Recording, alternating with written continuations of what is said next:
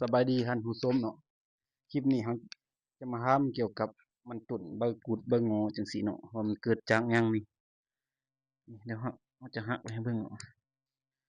นี่นี่มันเกิดจากหยังเนาะนี่มันจะเป็นลักษณะนี้เนาะนี่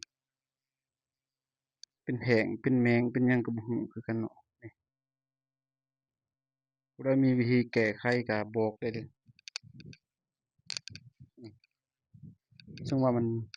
เกิดหลายเนาะเป็นหลายคักมันบ่มีหัวเลยถ้ามันเป็นแบบนั้นมันจะบ่มีหัวเลยเนาะนี่ใบกูดเบิดเลยนี่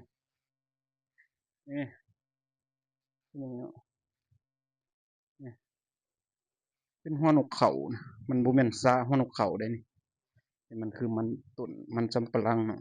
นี่บ่กูดมาเลยผู้ใดรู้วิธีแก้ไขก็ช่วยแนะนำได้เด้อนี่ว่าแนวนี้นี่บ่ได้แล้วเนาะนี่อันนี้นี่นำเช้าบ่ได้แล้วแนวนี้นี่บ่ขึ้นแล้วเป็นต้นอ่อนนี่เพลี้ยเป็นหยังบ่มีวิธีแก้ไขช่วยแนะนำได้เด้อบ่ได้มีวิธีแก้ไขนะเป็นหลายนี่เราจะให้เบิ่งเนาะจะให้เบิ่งแบบเจาะๆเลยเนาะ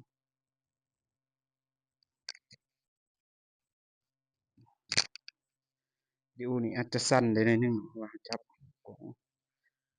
ถ่ายเองนี่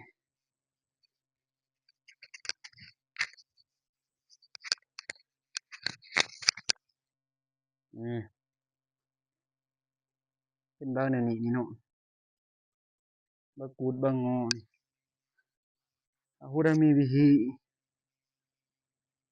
แก้ไขแล้วแนะนำมาได้เด้อใส่ยายังยาตัวใดถึงสามารถกำจัดมันได้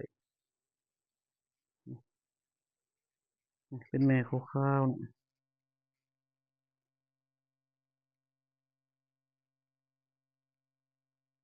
เป็นแม่ขาวๆอยู่เป็นหมดเลยเป็นบักหลายๆหุ่น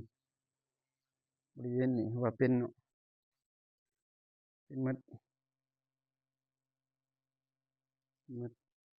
แต่ว่าเฮิงหุ่นบ่เป็นเนาะเฮิงหุ่นแต่ว่าเห็นนี่เป็นเนาะนี่ก็เป็นคือกัน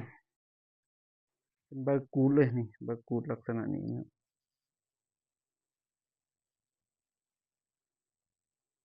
ได้ฮู้วิธีก็ช่วยแนะนำได้เด้อคลิปนี้ก็บ่มีหยังหลายเนาะมีแต่อยากถามฮู้